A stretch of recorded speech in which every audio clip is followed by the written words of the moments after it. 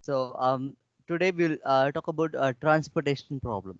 So far we have done the maximization problem, and from now onwards we'll be considering linear programming for minimization problems. Okay. So I'll just open the PDF.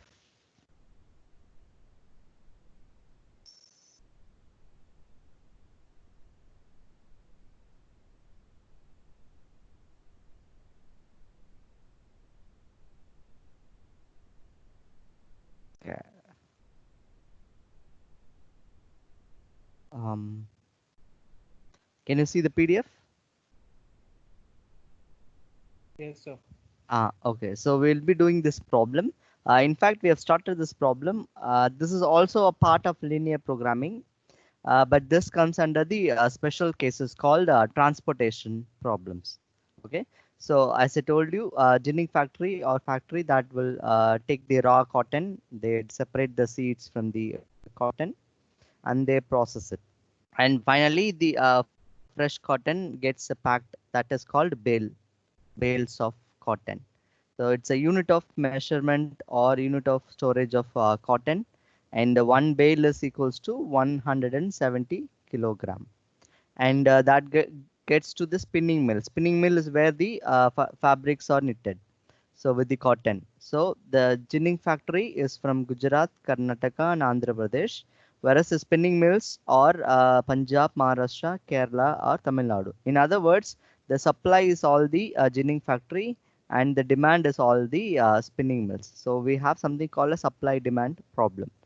And for Punjab, it requires 200 bales of cotton, and Maharashtra requires 120 from Gujarat, and Kerala 40, Tamil Nadu 150, and something like that. This is a matrix in which the demand of the cottons are requested from the different suppliers.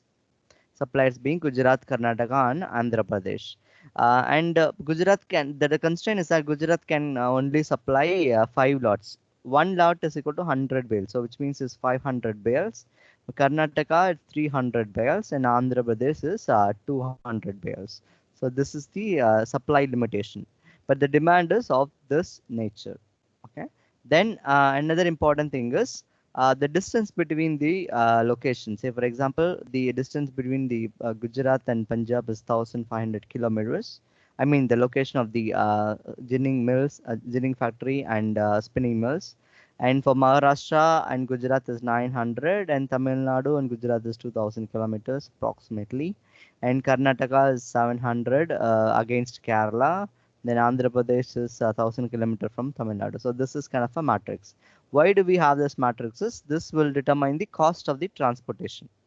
So in this problem, we will be focusing primarily on minimization of the transportation cost.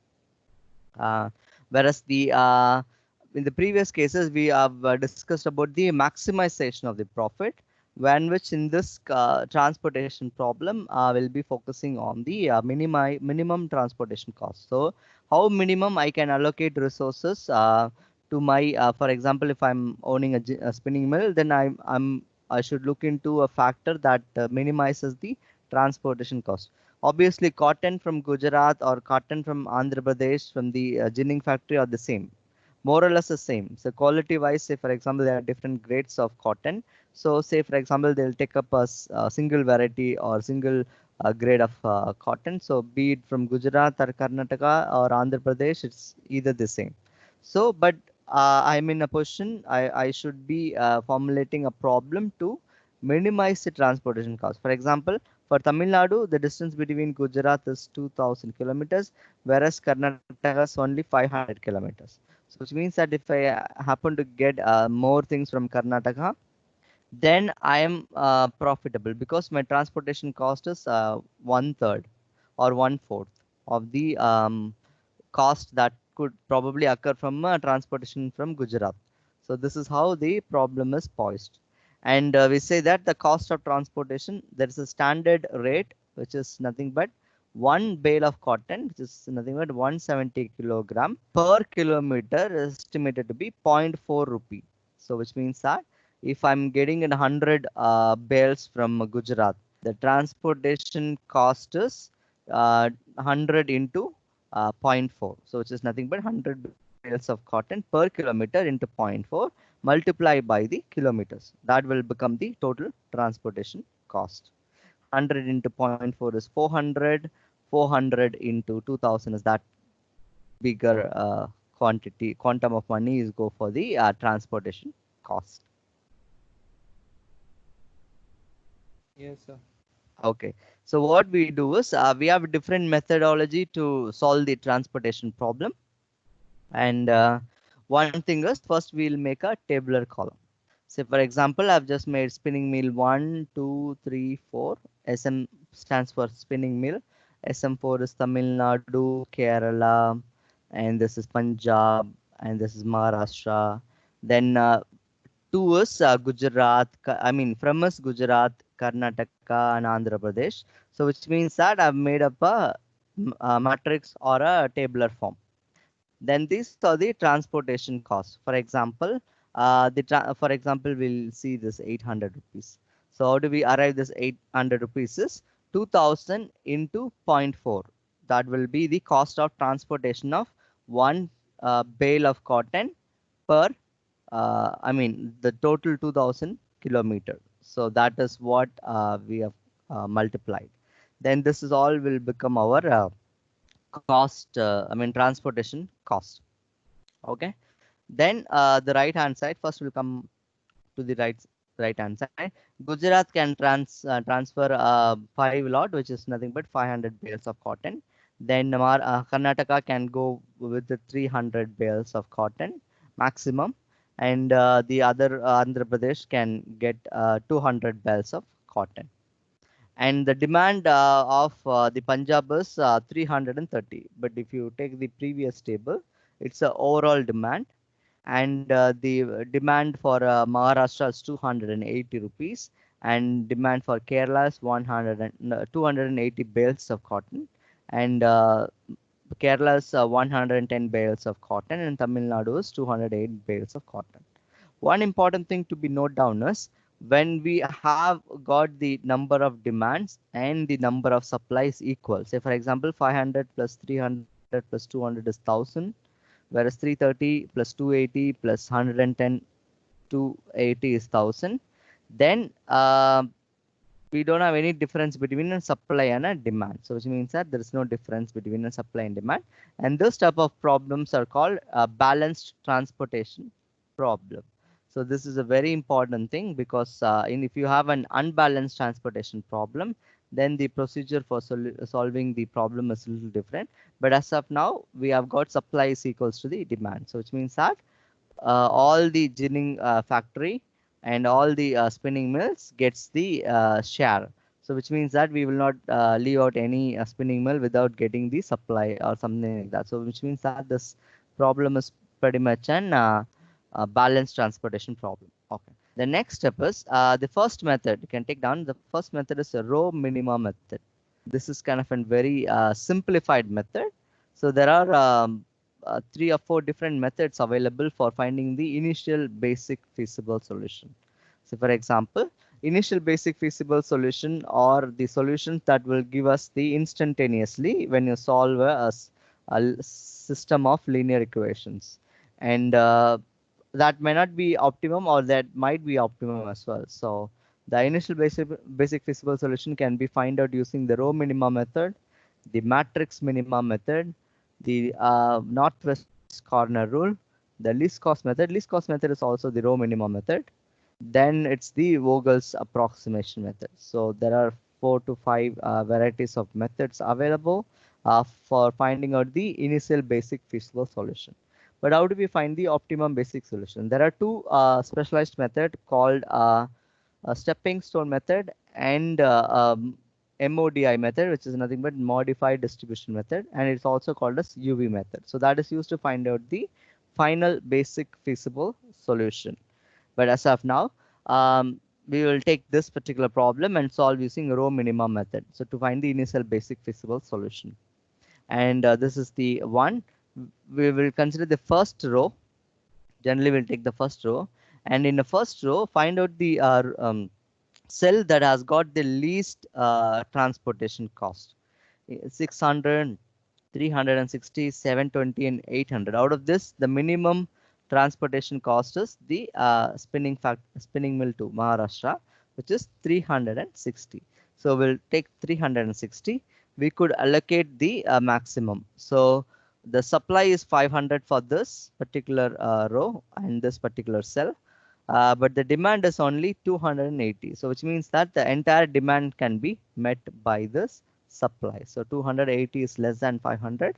So entire 280 can be put here. So Maharashtra gets 280 from Gujarat. So which means that the entire lot the Maharashtra can get from the Gujarat ginning factory.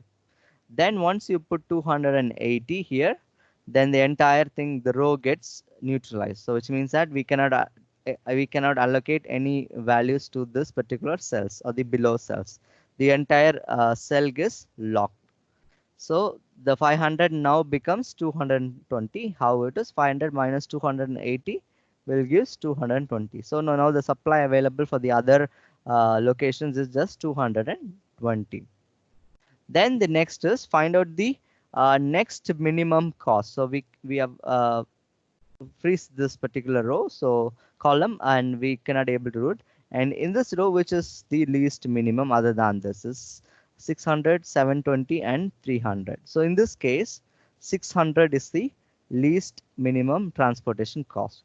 So the supply for this cell is 220, but the demand is 330. So which means that we cannot met the entire demand. The reason is that the supply itself is only 220. So we will put the maximum of the supply. So when we put the maximum of the supply, the 330 minus 220 will become 110. So for this particular spinning mill, which is the Punjab, still requires demands 110 units. But however, from the Gujarat, it can allocate a maximum of 220 cotton bales. And which means that when you put 220, 220 plus 280 is a 500. So this entire row gets freezed because the entire supply is met. So 500 is met. So this entire thing is free, so that we can freeze entire thing. So we cannot allocate any in this particular cell.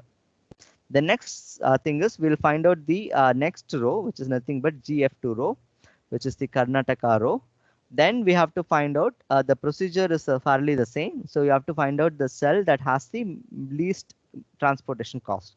960, 280, and 200. Out of this, 200 is the minimum transportation cost. Then what we have to do is we have to allocate this particular cell. So the supply is 300, the demand is 280. So the demand is less than the supply. So we will put our entire 280 here, so that the entire demand of this particular Tamil Nadu is met. So which means that the Karnataka has got the least transportation cost, and in this particular row, so Tamil Nadu allocates 280 units from the entire lot. So this supply gets put here, and the entire supply is frozen, and 300 minus 280 is 20. So in this particular row, only the 20 supply is allowed. Then the least transportation cost is the 280. So 960 and 280 is remaining. So 280 we need to allocate. In this case, the demand is 110, but the supply is 20. So we cannot meet entire demand because demand is greater than the supply. So we will put in whichever value we can accommodate here. The 20 is the approximately the supply. So we will put 20 here. And when we put 20 here, this will become 0. The entire row is frozen. So you can count that 280 plus 20 is 300. So which means the entire supply of this Karnataka is freezed. Then next comes to the third row, which is nothing but the Andhra Pradesh row, when which we have got only 2 allocations left. So out of which 880 and 480. 480 is the minimum transportation cost, and we have got only 90 demand and 200 is the supply. So we can met the entire demand. So substitute 90 here. Then when you substitute 90, 200 minus 90 will be 110. The 110 is remaining. So we have got the only 110 is remaining. So the supply and demand is the same. So you put 110 and freeze the entire thing. So which means that there is no demand and supply left out. So entire thing got allocated. So this is the allocation cell. So when which the empty cells are marked it in red. The allocated cells are this, which means that Punjab can take a maximum from the Gujarat and Andhra Pradesh, and Maharashtra gets entire thing from Gujarat, and Kerala gets it from Karnataka and Andhra Pradesh, and Tamil Nadu gets only from the Karnataka. So this is kind of an problem that will yield a transportation cost. So the total cost, we'll find out the total transportation cost. How do we find out this is a individual transportation cost, and this is the number of bales. This is the uh, transportation cost of one bale per kilometer and multiplied by the unit kilometers. I mean the number of kilometers. And this is the number of bales. So which means that this is the total quantity multiplied by the transportation cost will yield us the total transportation cost of this particular location. Similarly, sum of all these things like 600 into 220 plus 360 into 280 plus 280 into 20 plus 200 into 280 plus 480 into 90 plus 880 into 110. All these things like it will yield a value of 4,34,400. So this is the total transportation cost. I think total transportation cost in rupees. So this is the basic method or a simple method to find out the transportation cost. But this may not be optimum, or this may not be even more appropriate. So there is another method called matrix minima method. In this method, we'll talk about the minimum value of the rows, then we allocate it. But that may not be a really a good methodology.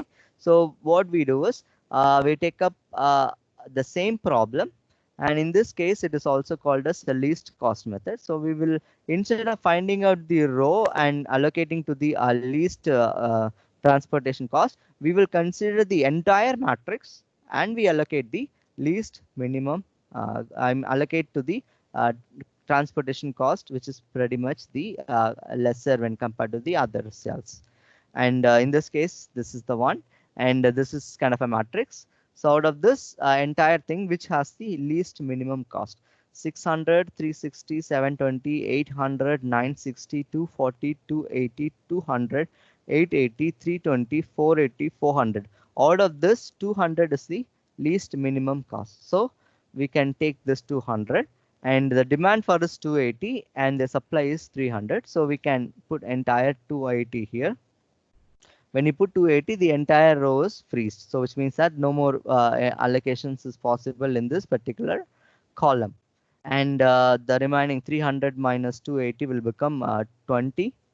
Then we will find the remaining thing. Like in this matrix, 600, 360, 720, 960, 240, 280, 880, 320, 480.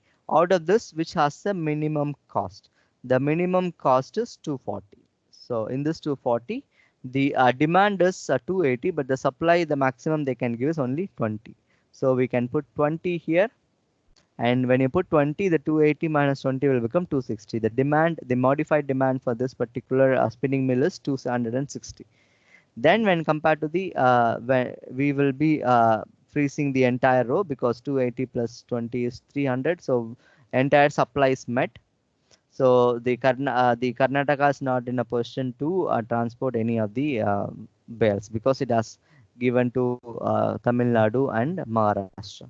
And out of this remaining 600, 360, 720, 880, 320, 480, the least is 320.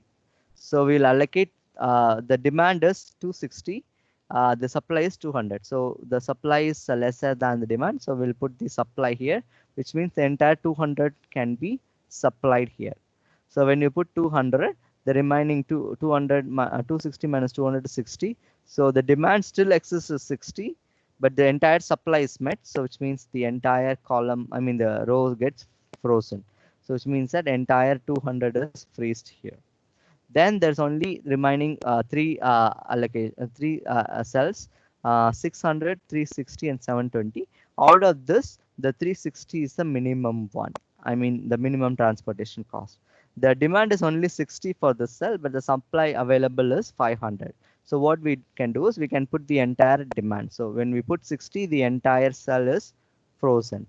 So 60 plus 20 plus 200 is 280. So which means we have entirely frozen this particular cell. And once you finish that, 500 minus 60 is 440.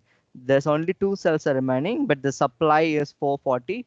But the demand for this cell is 330 and this cell is 110. And out of this, the minimum cell is 600. The cell that has a minimum transportation cost is 600. So we will put, for the demand is 330, but the supply is 440. So which means the entire demand can be met. So which means that the entire 330 is put in here. So when I put the entire 330, this entire column gets what you call nullified. So which means that there's no more allocations possible in this particular spinning mill, and this spinning mill does not require any other allocations from any other ginning factory. The reason is that the entire demand is met by GF1, which is a Gujarat. So which means that Punjab gets the almost everything from the Gujarat. And we have finally only one thing is left. So we will put the here supply and demand is all the same. So we put the 110 and we'll finish it. So which means that we will not have any supply and demand left. So everything is 0, which means we have allocated everything. And these are the allocations here. Say for example, if I go to the row minima, the allocations of this cell, it looks, this is little different than the previous allocation. In depending upon the methodology we choose, the allocations gets varied. It is not like the, for example, in this problem, Maharashtra gets everything from Gujarat. Whereas in matrix minima method, the Maharashtra SM2 gets 60 from Gujarat, whereas 20 from Karnataka and 200 from Andhra Pradesh. So this is kind of a little different methodology. Same way, you can find the transportation cost for the matrix minima method. So it has found out to be 4,23,600, whereas in the previous case is 4,34,000. Whereas the transportation cost now gets reduced if you allocate by this methodology. So matrix minima is kind of a little approximate than a little more efficient than the row minima method, because we consider the entire matrix and allocate to the least transportation cost. This is kind of one of the methodology. The next methodology is northwest corner method. So northwest corner method. Okay, so far the row minima and the matrix minima, are you able to understand better? Yes, sir. Yes, sir. Okay. Yes, sir. Okay then. The next is called northwest corner method. You don't have to do the everything. I'm just telling you the row minima, the matrix minima, the northwest corner method. The next will be the Ogle's approximation method. Out of these four, you can choose any one, but the most recommended method will be the Ogle's approximation method. I'll tell you what does that mean. Because that will give you the more accurate results when compared to all the row minima. Row minima will give us the least accurate value because we only consider the row and allocate to the particular cell. So which means that is not an appropriate method to do, because sometimes the entire matrix might be one of the row having the most transportation cost, but you cannot bypass rows. You have to fill the rows, and then only you can go to the next row, because that case that will become a problem if a row has got a huge transportation cost. And there is nothing called column minima method. So there is nothing called column which has the least, because row minima is the most appreciable method. Then the matrix minima is the entire matrix gets allocated. So this is kind of a more good method that when compared to the row minima method, because it looks into the matrix as a whole than the individual rows.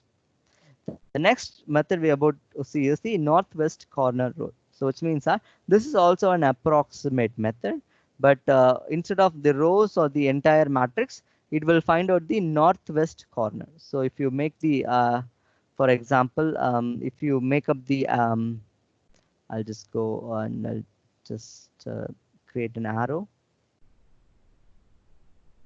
So this is the north.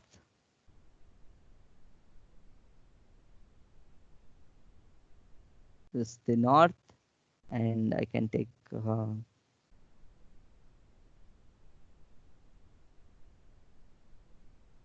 this is probably you can see this direction maps. So this is kind of a north, this is kind of an east, this is south, and this is west. So northwest corner is this particular region.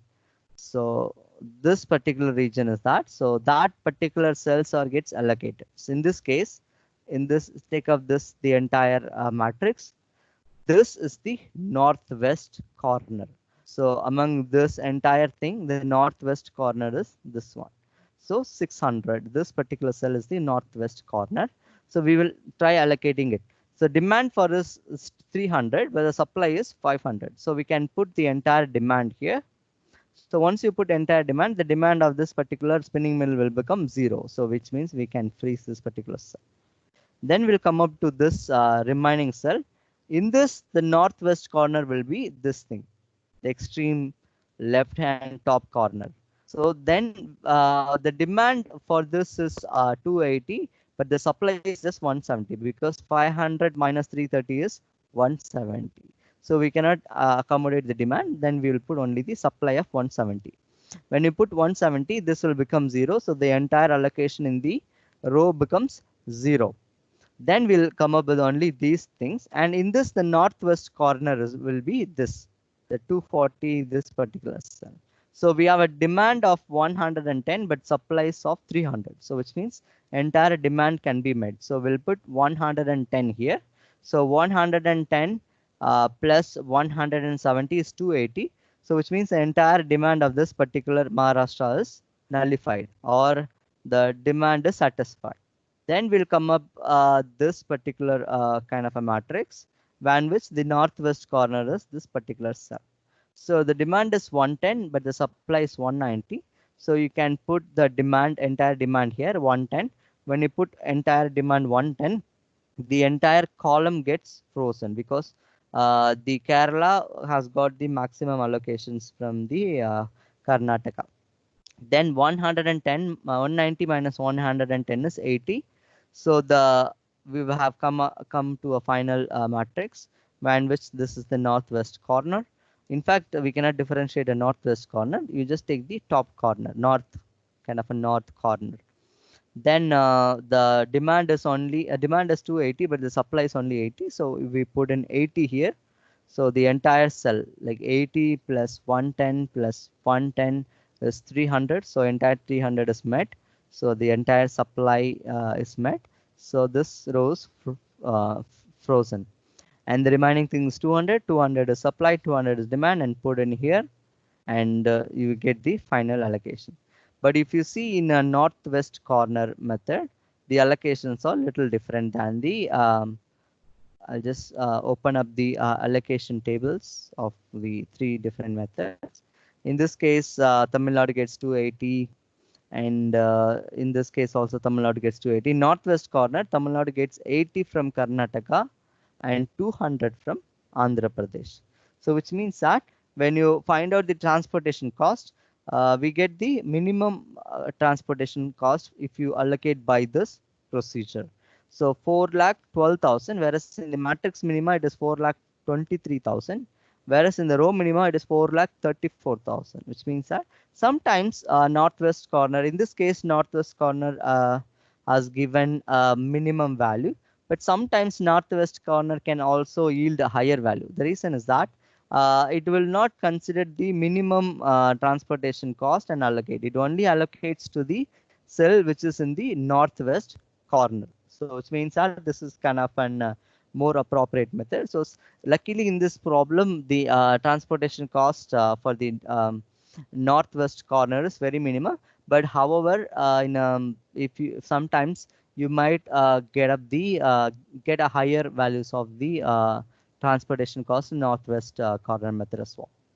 The next method is called Vogel's approximation method, which is considered to be the best transportation Sir, methodology. Yeah. sir, in the third column, the demand is 110. That should be Oh, zero. Huh? yeah. It's a typography error. Thank you. Okay. I've just made the cell frozen, so but I'm not changing. Okay. Okay. Thank you. And now in this case, luckily, we have got this to be a lesser value, but sometimes you get higher value, but don't worry, but that is not an issue, because generally what happens is we will be taking northwest corner and Ogle's approximation method and find out which allocation yields the least transportation cost. Generally, we don't only blindly go with the Ogle's approximation method or northwest corner. We will do both of this and we'll find out which has the minimum transportation cost. However, row minima and matrix minima method, it will not give you as comprehensive results as northwest corner or the Ogle's approximation method. Okay. Then this is Ogle's approximation method, and it is also known as penalty cost method. This is kind of a little different when we compare to the other uh, three methods, when which this case we look into the penalty. For example, in all other cases, we have allocated to the least cost cell or the cell that is in a northwest corner. But we have not really considered, for example, say for example, in the for example, take a look at this particular the solution of the row minima method. So which means that there is a allocation, say for example, GF2. GF2 has an allocation of 200 transportation cost and 280 transportation cost, but there's something called 240 which is less than 280. So which means that we have allocated a cell because of the row minima method.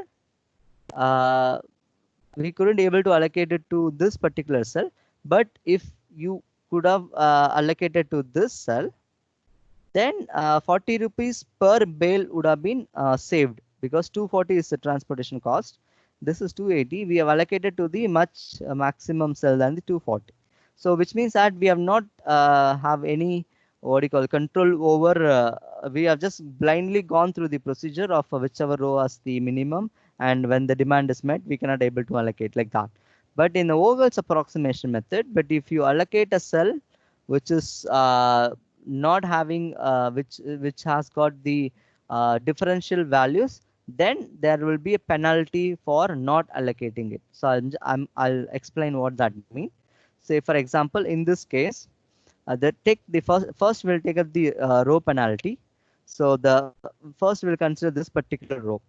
So this particular row, which has got the 600 units, 360 units transportation cost, 720 transportation cost, 820 transportation cost, and which has got the minimum transportation cost.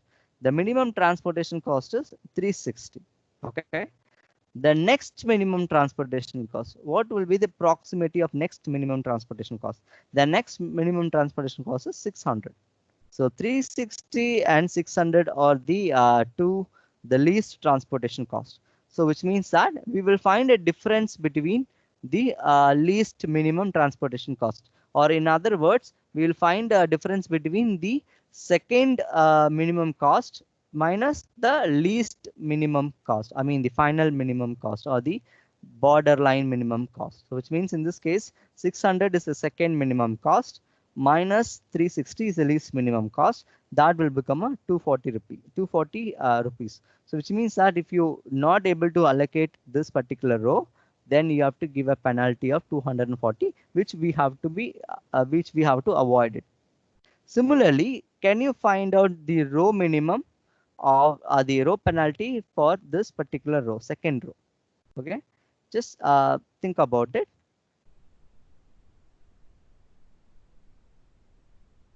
Okay, so the next minimum, the least minimum is 200. The next to the least minimum is 240. 240 minus 200 is 40. All of you able to get this? Yes, Yes, sir. sir. Yeah. Yes, Can you sir. try it for the final row? How do we get 80? So 480 minus 400. Yes, very good. 480 minus 400. That will become a row penalty. This 320 procedure. 400 minus minus 480. 320. Okay. 400 minus 400 minus 320. Fine. It's 80. Then can you find out for the row column penalty? The procedure is fairly the same. Instead of row, we have to look into the columns. Okay. Yeah. For the first column, it is 880 minus 600. Yeah, that will become 280. In this case, it is 320 minus 240. 240. Correct. That will become 280. And in this case, 480 minus 280, which is nothing but 200. And in this case, it is 400 minus 200 is 200. Okay. So this is what the initial step. We have not solved the problem. We only find out the penalty cost. Okay. The next step is we will find out, we will allocate cell which has the maximum penalty, either a row or a column. 280, 80, 200, 200, 240, 40, 80. Out of this, which has the maximum penalty? 280. So column has got the maximum penalty. So we will be considering the allocation in this particular column. So the first thing is 600 is the transportation cost, and the demand is 330, and the supply is 500. So we will put 330. The entire row will be nullified. So which means that 500 minus 330 will become 170. There's an 170 supply will be available, but the demand is met.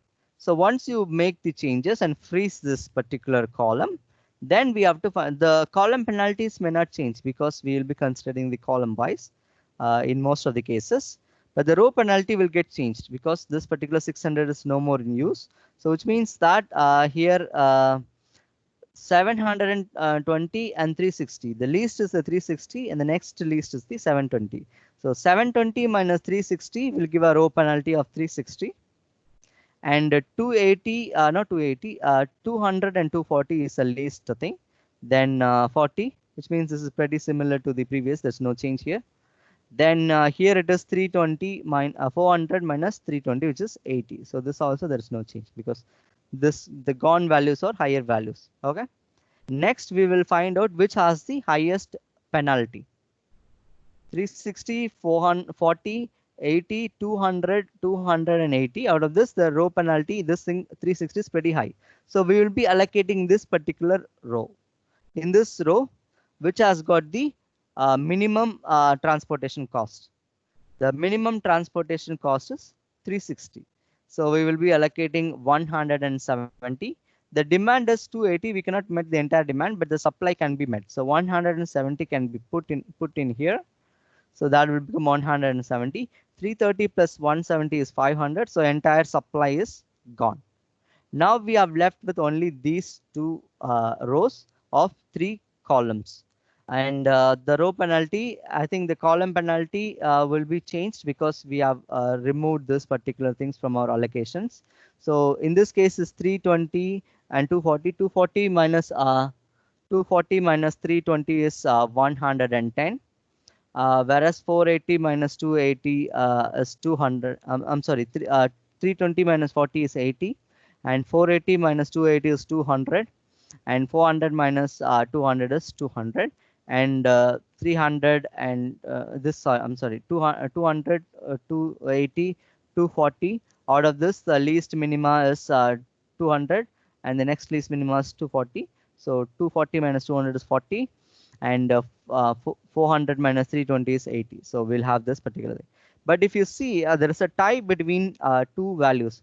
If you see here, the 200, no, the 200 and 200, we have got a tie. The tie between two, what do you call, the penalties. So we can take any penalty. So I'll just tell you. So first we will take this this penalty, this column number 4 or Tamil Nadu.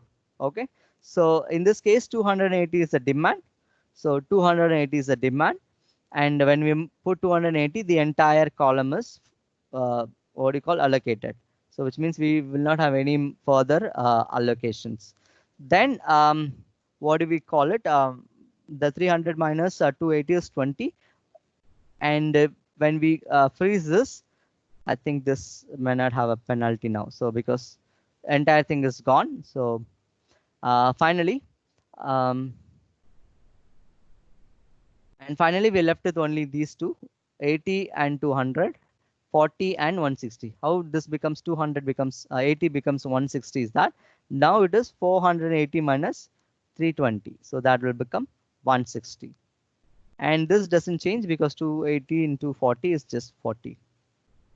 And now we have come across this, and which column has the highest allocation is 200. So out of this, the minimum cell is 280. So we will be allocating the max. The supply is 20. The demand is 110. We cannot meet the entire demand. So we will put the supply 20 here. So we will put 20 here, and this will become 90. So 110 minus 20 is 90, and this entire supply is met. This entire row is frozen.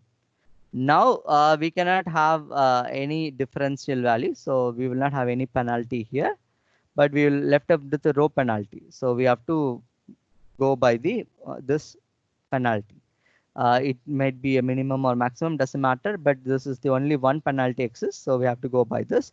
In this row, the least allocated cell is 320.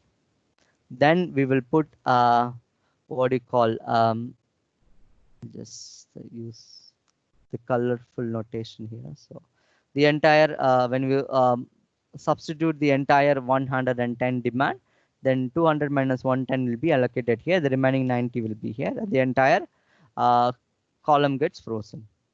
Then here we will not get any penalty because we are only one. We have no other go to put our 90 supply and 90 demand here. So 480 into 90. So this will be our allocation.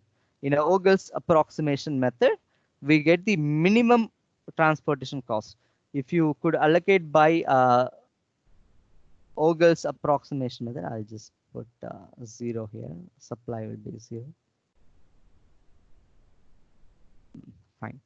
So if you come across the other methods like the matrix minima northwest corner, then row minima method, Ogle's approximation method is the more it can call it a more accurate also because it will give us pretty much equivalent to a optimum solution. Okay, so these four methods are generally used for finding out the optimum basic feasible solution or initial basic feasible solution. Okay, so is there any doubt in this four methods? No, sir. Okay, so we have found out the initial basic feasible solution.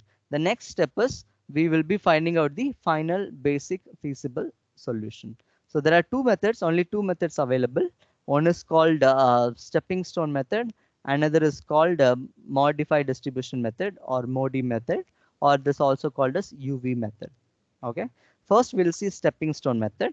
You don't have to for example, similar to basic feasible solution, you don't have to do every method. I recommend you to do a Ogle's approximation method and a northwest corner because that will give us any comparison between an Ogle's and northwest corner.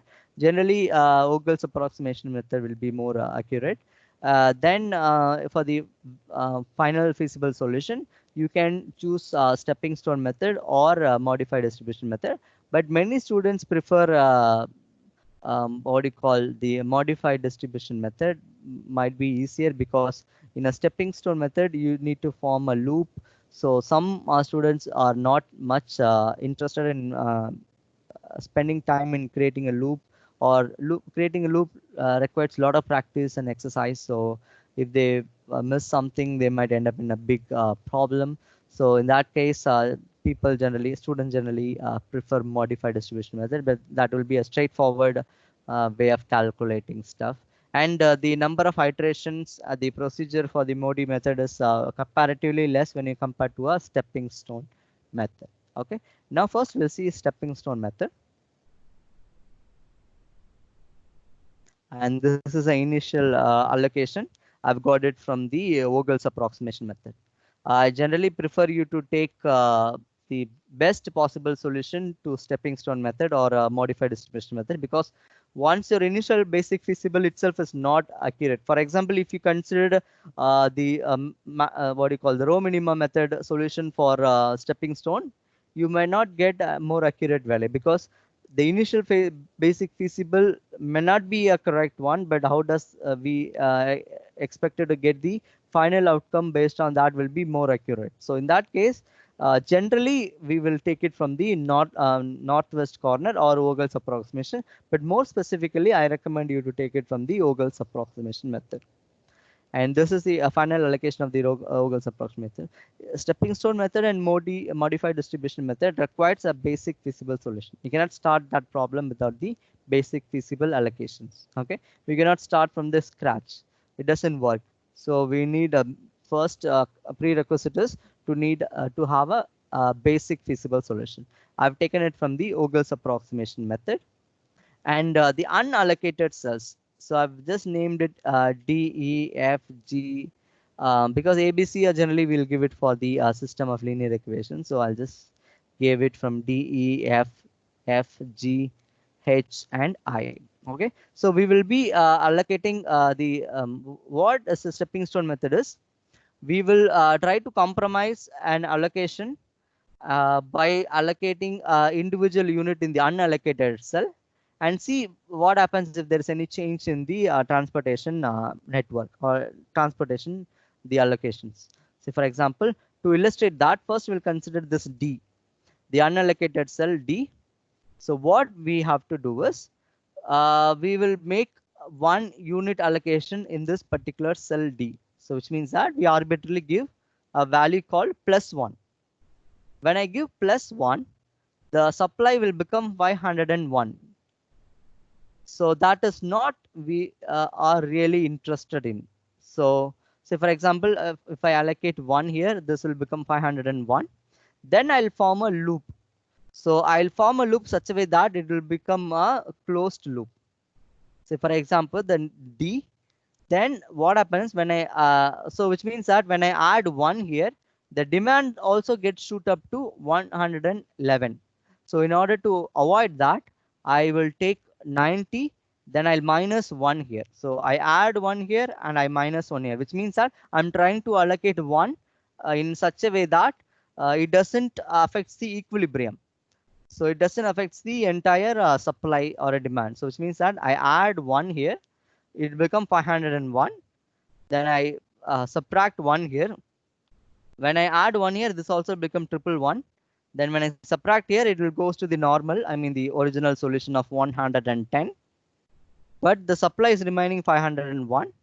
But when I subtract 1 here, the supply of this will become 199 rather than 200.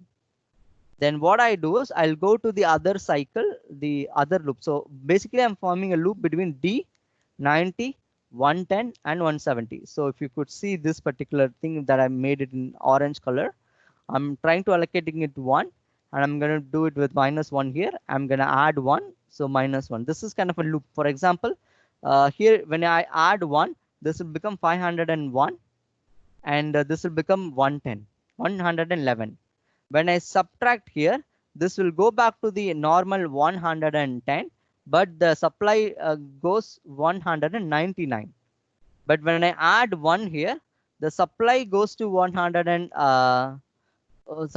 200, which means I've added 1. Supply goes back to 200, and the demand will become 81. So when I minus 1 here, the supply the demand goes back to 280. And the supply of this particular row goes from 501 to becomes 500. So which means that you have to make such a allocation that this is kind of an optimum, or there's no what do you call change in the original value. So that is a basic formulation. This is for the unallocated cell D.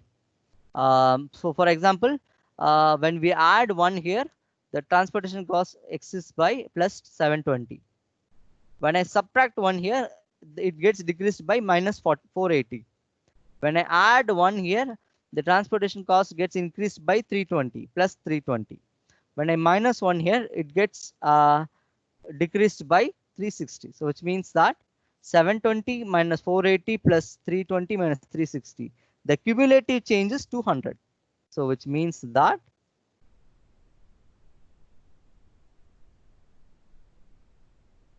Yes, sir.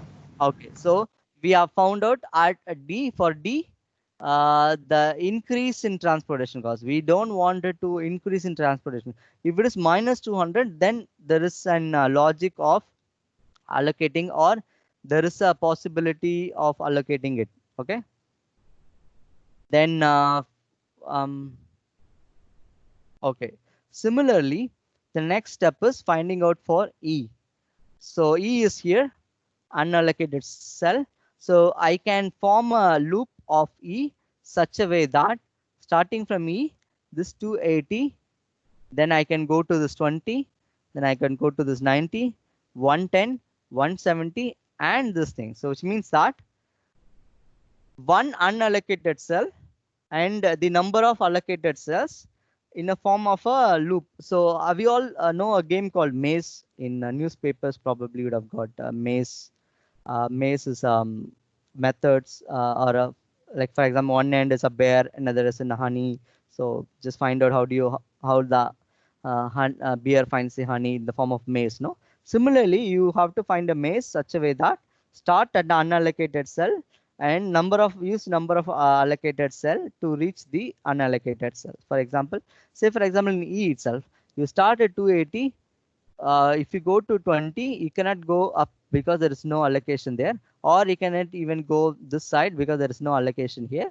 Then we go to this allocation, and we cannot go this side because this is unallocated. Then we have to go this side, and we cannot go the right side because it's not allocated. So we have to go, we cannot even go this cell, it's also not allocated. We have to go this cell, and finally we'll terminate to E. Do you understand? Yes, sir. Yeah.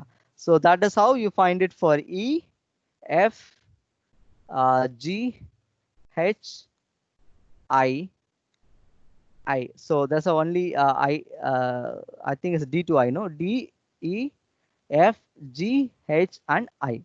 And find out which has got the negative transportation value. So which means that negative is in the sense, which means that it's advantageous to allocate in that particular cell. But unfortunately for this problem, for D it is 200, E is 360, F is 600, G is 120, H is 320, and I. Probably for I it is 0, which means that it is not pretty much an gain. In fact, it is just a neutral. It doesn't say if you allocate there won't be any problem, but if you don't allocate also there won't be any problem. It's kind of that situation. So if you have a negative 10, then that negative 10 is our gain. So which means that when you allocate by that way, then probably you'll get a decrease in transportation cost of 10 rupee or 10 into that particular quantum of bales transported. Okay. And so generally for 0 we don't put, but I'll tell you what happens if there's a negative value. Let's try for the 0. So what I do is G, I'm getting 0. So which means I put a positive X value. So in the previous case and all, we have put the plus 1 value. But in this case, we'll put an X value itself, plus X. Then we'll put 90 minus X.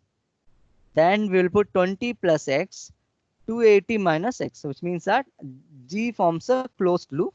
So I'll put X. This is 90 minus X, which is nothing but this is 1 minus 1 plus 1 and minus 1. Instead of 1, we'll put plus X, and 90 minus X and 20 plus X and 280 minus X. So which means that we will try to accommodate, we will try to make one cell to be 0. How do we make one cell to be 0 is, if you put X value to be 90, then this particular cell will become 0. But if you put X is equal to 280, this will become 0, but 90 minus 280 will become a negative value. So that is not possible. So we can only put what do you call the X to be 90. We cannot put 20 here because minus 20 here because what happens is this will become minus 20. So minus 20 will not be a good allocation. I mean, you cannot have a 9 minus 20 bales. Bales cannot be negative. So the best possible solution is put x is equal to 90. So when you put x is equal to 90, this will become 0. Then 20 plus 90 is 110. Then 280 minus 90 is 190. Then this will become 90. So this is a modified method. This is kind of a modified what do you call allocations. This is kind of a modified allocation for x is equal to 90. Now try to find out the transportation cost. 600 into 330 plus 360 into 170, 280 into 110, 200 into 190, and so on. But when you find the transportation cost from the Vogel's approximation method and the transportation cost by either not allocating 90 and allocating 9 and allocating to different procedure, you'll get the same value. If you get the same value, the reason is for this you will get the same value only because the I is just 0, it's not any gain. So which means that both yields the same value, which means that we can conclude that the Vogel's approximation method, the solution we obtained using Vogel's approximation method is not only initial basic feasible solution, but it is also a final basic feasible solution. So do you understand? So we don't, for example, take a problem, take some textbook and find a problem where, or I'll share a video in which one of the problems where we'll get the negative value. So which means we'll get a gain. So in that case, when you allocate by this procedure, you might get a more least cost when compared to the Vogel's approximation method. But as of now, in this problem, we have got only the same thing. And finally, this will become the what do you call the solution if you would have allocated. This is not red means it is not allocating. It is representing that it could have been an allocated value if you try using stepping stone method. Okay, so this is what we get it from the stepping stone method. The next method is any doubts in this?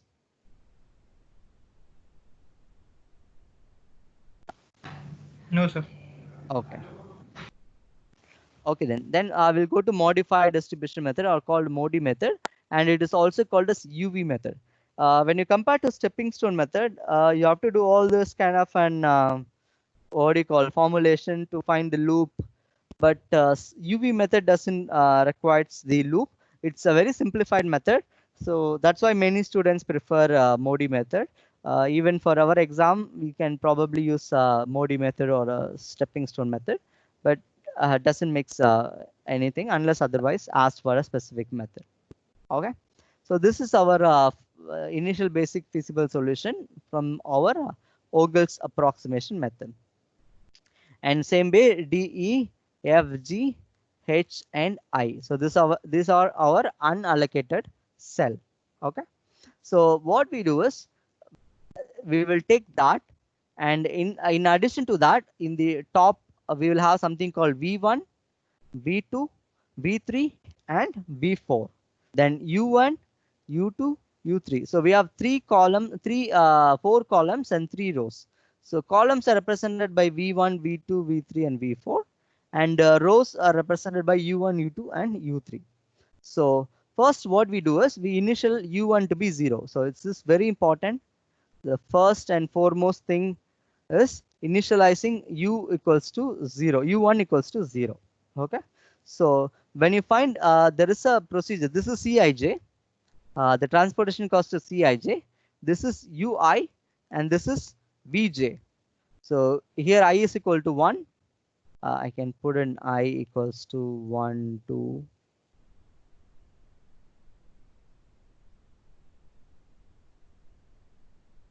Oh, it's I equals to oh, it's automatically turning to be okay. Anyway, I is equals to 1, 2, 1, 2, 3. So that is why, and this is J. J equals to 1, 2. Why this not changing to small I? Yeah.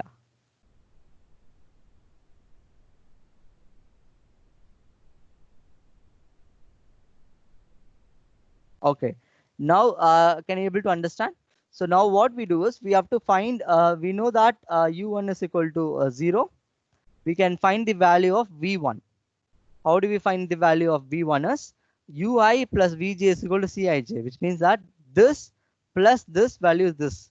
So which means that if you wanted to find vj, you can do cij minus ui. So 600 minus 0 will be vj for this. For the next one, we know u1 is equal to 0. Then 360 minus 0 will become 360 here. Okay. Once we have this, then there is an allocation here. And we can find u3. u3 is that 110, 320 is our Cij. And we know that this is 360. Then 320 minus 360 will become, this will become minus 40. This will become minus 40. Then come back to this. This is minus 40. We don't know what is this. That is means 480 plus minus 40. That will become 480 plus 40. That will become 520. So V3 is going to be 520. And the next one is this one. So we know this is 5. This is kind of an 520. So 520, or you can take down 280 minus 520. That will become u2 value. Then you can substitute u2 value. Then 200 minus u2 value will become v4 value. Okay. So, do you able to understand? Yes, sir. Okay, so finally we will have this particular thing. Okay, next is very important thing. So this is the you might think this is the initial UV method. No, this is almost a 50% of the UV method. So once you find out this u1, u2, u3, v1, v2, v3, v4, we can find out the unallocated cell. What happens? What happens if you try putting a value of 1 in the unallocated cell? So in a stepping stone method, you have to form a loop. In this UV method is very simple. The procedure is Cij for this. We will be computing. This is Cij. So I'll just put like this. It's not an allocation. So do not confuse this with the allocation. Okay. So Cij minus ui plus vi, or minus ui minus vj. So for example, 960 minus of minus 240 minus 600 is 600. And Cij is 880 minus 40 minus of minus 40 minus 600 is 320. And Cij is 240 minus of minus 240, then 360 is 120. Then 200, sorry, not 200, 720 minus 0 minus 520 is 200. So you get something like this, no? So if you remember in a stepping stone method, the final answer is 600, 320, 120 by doing all this kind of loops, no? That will be this value. So which means Modi's method is more the simplified method when you compare to the other stepping stone method. So once you find out this, find out where we have the negative Cij value. So negative Cij value is our gain. So which means that in this case, we have not got any negative allocation. So which means that the final solution is optimum. So when you have a negative allocation, say for example, we'll try for the 0. The same procedure, we'll put an x here, we'll put a minus x here, then we'll put 20 plus x here and 280 minus x here. The maximum the x can take is x is equal to 90. So remember the same thing in a stepping stone we have done. So when you put 90 and if you start doing it, and probably when you find uij and vj, probably you'll get the same thing. So this will become 0. In an earlier case, this will become 0. This will become 90. But if when you do a procedure, this will become 0 and this will become 90. But the problem remains the same. It's just a cycle of zeros and 90s becoming changing places. So which means that The method which we obtained in the Ogle's approximation method, or the solution we obtained using Ogle's approximation method, is the final solution. So this is an example of the transportation problem or minimum transportation problem, minimizing the linear programming or the transportation problem. And this is a simplified procedure. And this type of problem is called a balanced transportation problem, in which the allocations of the supplies and the demands are equal. In the next lecture, we'll be finding out the procedure for unbalanced transportation problem. So what happens when the supply is not equals to the total number of supply is not equals to the total number of demand. So that's a special procedure, but the methodology is all fairly the same. We can use Ogle's approximation method, stepping stone method, and the Modi's method. But the procedure for computing the unbalanced transportation problem is different. Unbalanced transportation problem is different. And also we will be doing the simplex method for minimization problem, then followed by the minimization problem using simplex method is also known as big M method. So that will be the final or penalty method, or that will be the final part of module number 1. And final part of module number 2 will be unbalanced transportation problems. So I hope you really had a good insights today. Yes, sir. So probably just I'll upload this document now, so you can try practicing it. Take some problems from internet and try to solve on your own. And I think is there any doubts I can answer? No, sir.